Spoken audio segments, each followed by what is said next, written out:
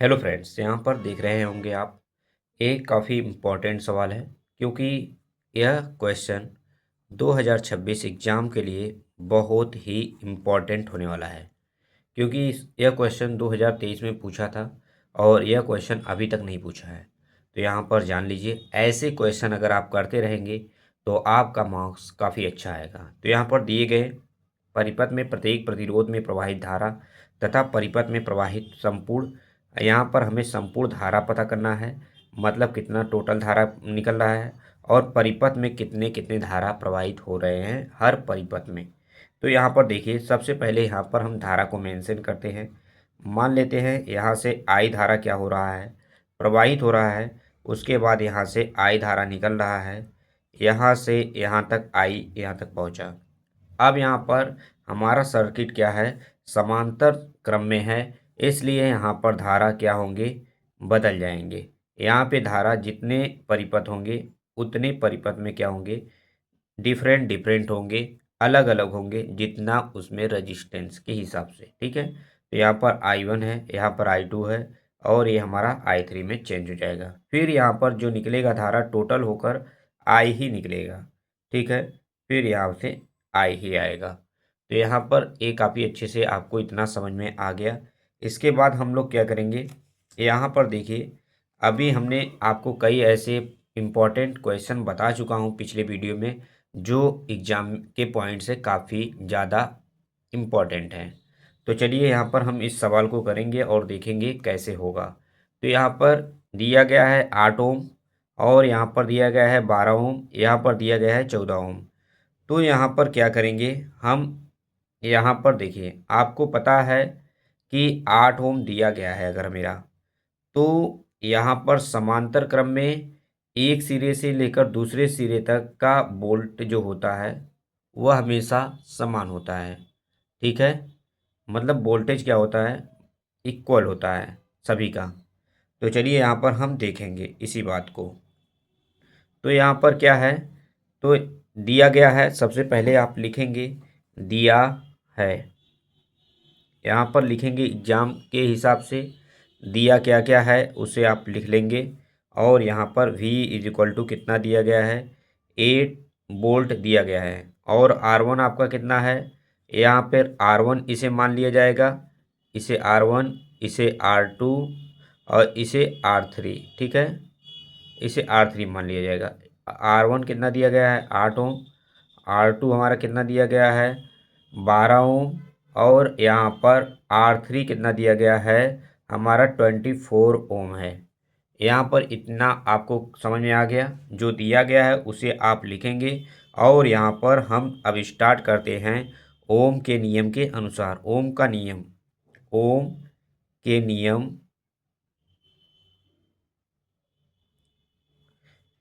ओम के नियम के अनुसार।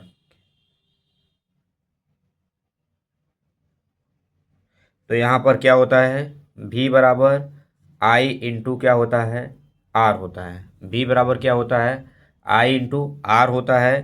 तो यहाँ पर I बराबर V बाई R होगा। ठीक है, I बराबर कितना हो जाएगा, V बाई R हो जाएगा। और यहाँ पर देखिए हमारा तुल्य प्रतिरोध, तुल्य धारा पूछ रहा है, हमें अभी नहीं पता है, जो कि हम इससे निकालेंगे और फाइंड कर सकते हैं। अगर हम चाहे तो यहाँ पर धारा टोटल, यहाँ पर प्रतिरोध, तुल्य प्रतिरोध को फाइंड करके निकाल सकते हैं। और एक तरीका है कि हम इसे क्या कर दें कि हर एक की धारा पर्सनली यहाँ पर 8 वोल्ट दिया गया है, इस तरह से भी निकाल सकते हैं। हम इन दोनों रूल को आपको समझाएंगे, इस वीडियो में आप बने रहिए। तो यहाँ पर चलिए देखते हैं कि हम इसे कैसे करेंगे। तो सबसे पहले यहाँ पर देखिए, यहाँ पर I1 है, तो इस नियम के अनुसार हम I1 इज इक्वल टू क्या लिखेंगे, V बाई R1। V क्या है, समान है सभी के लिए, क्योंकि समांतर क्रम में है इसलिए समान होगा। तो यहाँ पर V इज इक्वल टू कितना दिया है, 8 दिया है। R1 कितना दिया है, 8 दिया गया है।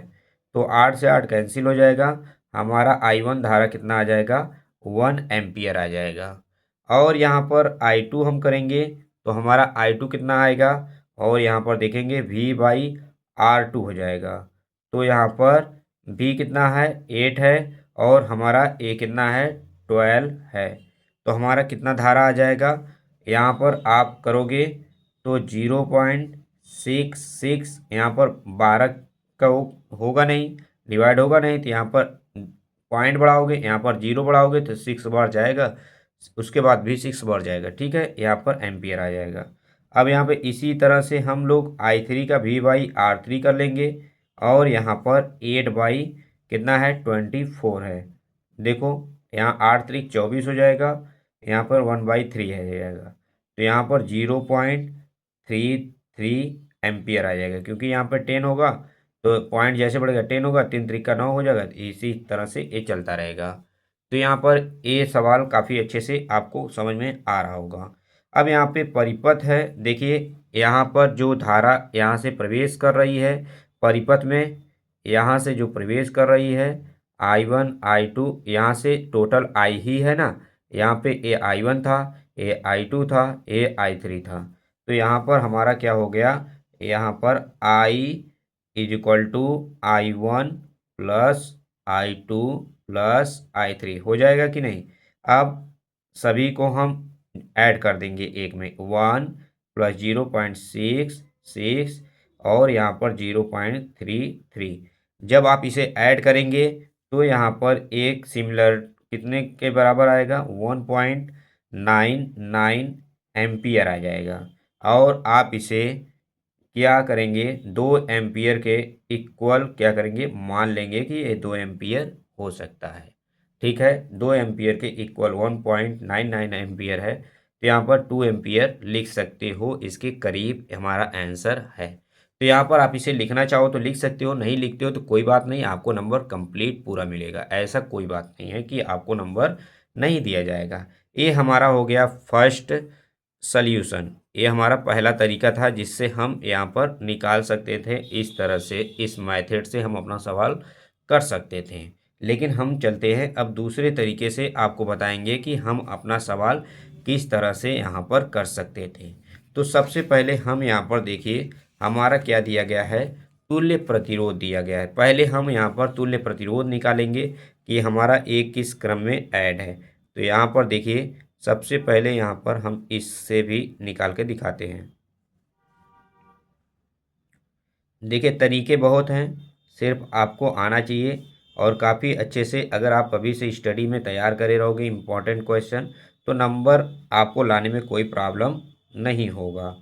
यहाँ पे 12 है, 12 ओम है, और यहाँ पे 24 ओम है। A R1 हो गया हमारा, AR2 हो गया हमारा, ये हमारा R3 हो गया। और अब यहाँ पर हमें आपको पता होगा कि यहाँ पर 1/R' = 1/R1 समांतर श्रेणी का ये फार्मूला यहाँ पर लगाओगे, तो 1/R1 1/R2 और प्लस 1/R3, यहाँ पर इस तरह से आप लिखोगे। तो यहाँ पर क्या आ जाएगा, 1/R' = 1/8, और यहाँ पर 1/12, अब यहाँ पर प्लस 1/24। ठीक है, अब यहाँ पर देख लिया आपने कितना आ गया, यहाँ पर काफ़ी अच्छे से आ गया है। तो यहाँ पर हम लोग क्या करेंगे, एलसीएम लेने की कोशिश करेंगे। तो यहाँ पर क्या है, 8 है, 12 है और 24 है, तो हमारा एलसीएम कितना आएगा, यहाँ पर हम लोग देख लेते हैं। 4 से हम कैंसिल करेंगे, 4 2 और यहाँ पर 3 और यहाँ पर 8 हो जाएगा। यहाँ पे 2 से कैंसिल करेंगे, और यहाँ पर कितना आ जाएगा, 1 आएगा, 3 आएगा, और यहाँ पर कितना आ जाएगा, 4 आ जाएगा। यहाँ पर मान लीजिए 3 और 4 है, 4 4 जा कितना हो जाएगा मेरे दोस्त, 4 चौके 16, 16 तियाँ 48 और 2, 48 का गुणा 2 में करोगे, 48 × 2, 8 दूनी 16 और 4 दूनी 8 हो जाएगा, 8 दूनी 16, 4 दूनी 8, 8 एक 4 दूनी 8 एक 9।